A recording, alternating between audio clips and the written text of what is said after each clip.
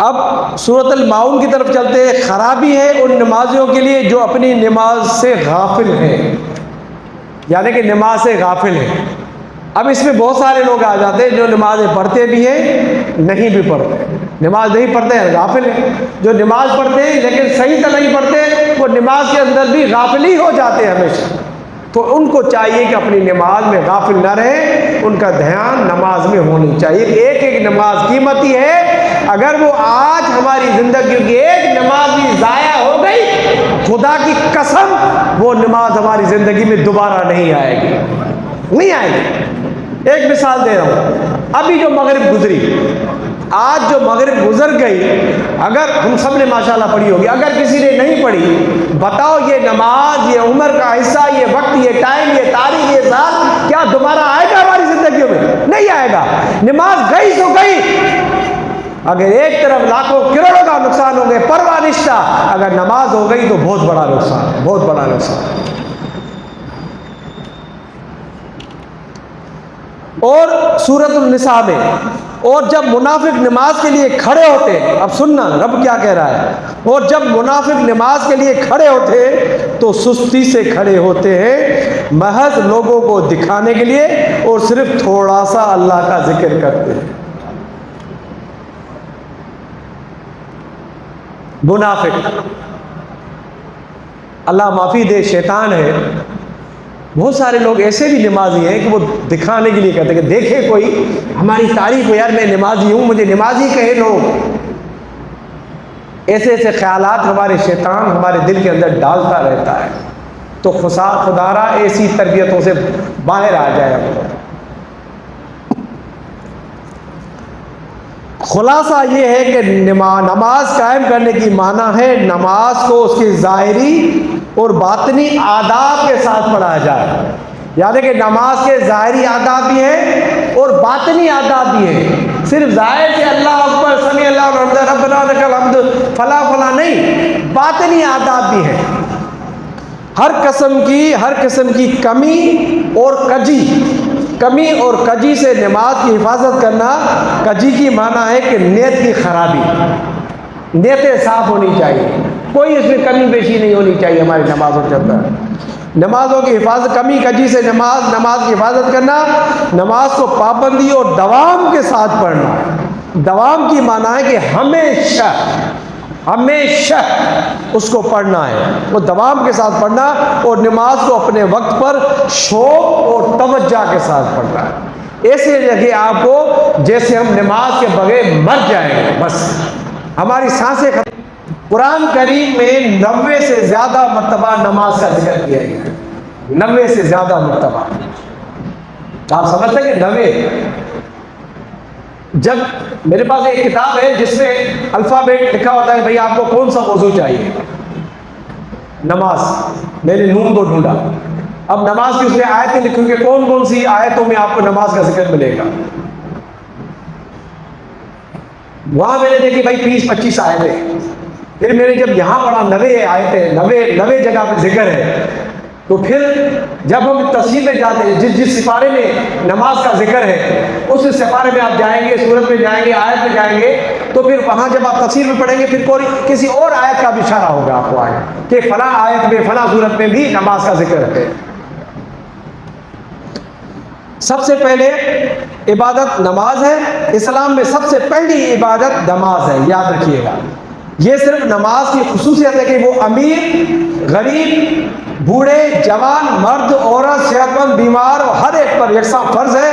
یہی وہ عبادت ہے جو کسی حال میں ساکت نہیں ہوتی۔ اگر کھڑے ہو کر نماز نہیں پڑھ سکتے تو بیٹھ کر پڑھو، اگر بیٹھ کر بھی نہیں پڑھ سکتے تو لیٹ کر پڑھو، اگر قیام نہیں کر سکتے تو چلتے ہوئے پڑھو، حالت جنگ یا سفر میں اگر سواری سے اتر نہیں سکتے تو سواری پر پڑھو۔ بہرحال نماز کسی حال میں بھی مسلمان سے ساکت نہیں ہوتی۔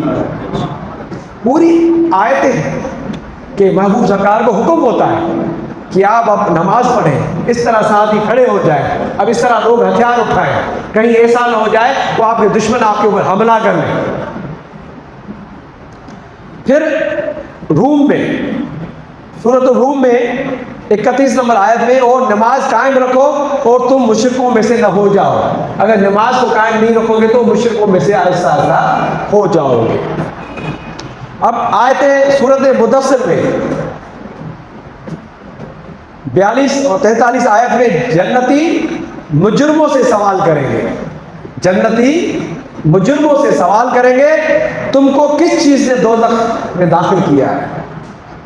وہ کہیں گے ہم نماز پڑھنے والوں میں سے نہ تھے. قرآن کہہ رہا ہے کہ پھر وہ جنتی دوزخ کی طرف پوچھیں گے کہ آپ کو کس وجہ سے دوزخ میں ڈالا گیا؟ وہ کہیں گے کہ ہم نماز نہیں پڑھتے تھے اس لیے ہمیں دوزخ میں ڈال دیا گیا ہے. حضرت جابر رضی اللہ بیان کرتے ہیں کہ نبی صلی اللہ علیہ وسلم نے فرمایا کسی شخص اور اس کے کفر اور شرک کے درمیان نماز کو ترک کرنا ہی غلط ہے. یعنی کہ جو چھوڑ دے گا وہ آہستہ آہستہ کفر اور شرک کی طرف چلا جائے گا. حضرت سلمان فارسی رضی اللہ کے ساتھ ایک درخت کے نیچے کھڑا تھا. کون بیان کرے؟ ابو عثمان بیان فرما رہا ہے. انہوں نے ایک خشک شاخ کو پکڑ کر اس کو ہلایا حتیٰ کہ اس کے پتے گرنے لگے. پھر انہوں نے کہا اے ابو عثمان کیا تم مجھ سے سوال نہیں کرو گے کہ میں نے ایسا کیوں کیا؟ میں نے کہا آپ نے ایسا کیوں کہا؟ انہوں نے کہا رسول اللہ صلی اللہ علیہ وسلم نے اسی طرح کیا تھا. میں آپ کے ساتھ ایک درخت کے نیچے کھڑا تھا. آپ نے ایک خشک شاخ کو پکڑ کر اسے ہلایا حتیٰ کہ اس کے پتے جھڑنے لگے. آپ نے فرمایا اے سلمان کیا تم مجھ سے سوال نہیں کرو گے کہ میں نے ایسا کیوں کیا؟ میں نے عرض کیا آپ نے ایسا کیوں کیا؟ آپ نے فرمایا جب مسلمان اچھی طرح وضو کرتا ہے اور 5 وقت کی نمازیں پڑھتا ہے اس کے گناہ اس طرح جھڑ جاتے ہیں جس طرح اس درخت کے پتے گر رہے ہیں.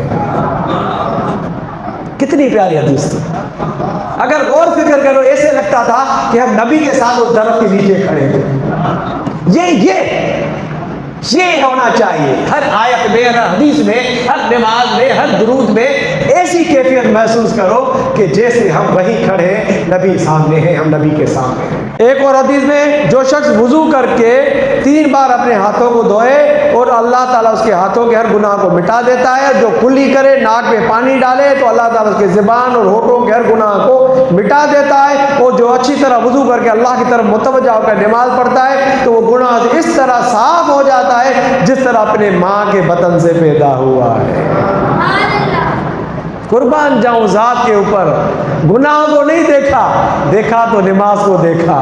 میرے رب نے کہا گناہ ہیں تیرے، وضو کرے گا، نماز پڑھے گا، پھر میں تیرے گناہوں کو نہ دیکھوں گا، میرے آگے صرف تیری نماز ہی نماز ہوگی. آپ سمجھیں اس بات کو. راوی نے پوچھا آپ نے اس حدیث کو رسول اللہ صلی اللہ علیہ وسلم سے خود سنا ہے؟ فرمایا 1 2 3 4 5 6 بار نہیں، بے شمار مرتبہ میں نے سنا ہے. حضرت ابو ہریرہ رضی اللہ بیان کرتے ہیں کہ نبی صلی اللہ علیہ وسلم کے پاس ایک نابینا شخص آیا. بڑی پیاری حدیث ہے. ایک نابینا شخص آیا، اس نے عرض کیا یا رسول اللہ مجھے کوئی شخص مسجد میں لے جانے والا نہیں ہے. اس نے رسول اللہ صلی اللہ علیہ وسلم سے گھر میں نماز پڑھنے کی اجازت طلب کی. آپ نے اس کو اجازت دے دی. جب وہ چلا گیا تو آپ نے پھر اس کو بلایا اور فرمایا کہ تم اذان کی آواز سنتے ہو؟ اس نے کہا ہاں میں اذان کی آواز سنتا ہوں. تو آپ نے فرمایا تو پھر نماز کے لیے جایا کرو. آپ سمجھ گئے؟ یعنی کہ پابندی سکھا رہا ہے، پابندی سکھا رہا ہے، اہمیت سکھا رہا ہے میرا رب العالمین محبوب کے ذریعے سے کہ دیکھو نماز کیا ہے. کہ ایک نابین کو بھی حکم ہو رہا ہے کہ جب اگر اذان کی آواز آ رہی ہے تو تم دوڑے دوڑے چلے جاؤ، سہارا لے کے جاؤ، کسی طریقے سے چلے جاؤ. حضرت عبداللہ بن مسعود رضی اللہ بیان کرتے ہیں کہ میں نے رسول اللہ صلی اللہ علیہ وسلم سے سوال کیا کہ اللہ کو سب سے زیادہ کون سا عمل پسند ہے؟ تو آپ نے فرمایا نماز کو وقت پہ پڑھنا. میں نے پوچھا پھر کون سا عمل ہے؟ فرمایا ماں باپ کے ساتھ نیکی کرنا.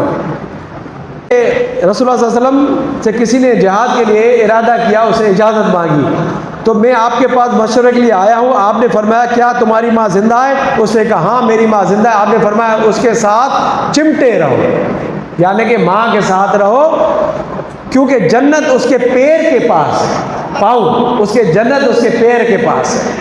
یعنی کہ اس کی خدمت میں تمہیں جہاد میں جانے کی ضرورت نہیں ہے، تم وہیں چلے جاؤ، اللہ کی عبادت کرتے رہو، ماں کی خدمت کرتے رہو، جنت وہیں تمہارے ماں کے قدموں کے پاس ہے، یعنی کہ جنت خدمت میں ہے، جنت قریب ہے خدمت کے۔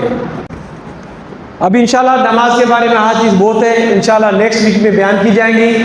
بس آپ نے جو آج بیان سنا، حدیثیں سنی، آیتیں سنی، اس کو آپ اپنے دل کے ساتھ باندھ لیں، پلو کے ساتھ جو کہتے ہیں نا باندھ لیں، وہ باندھ لیں۔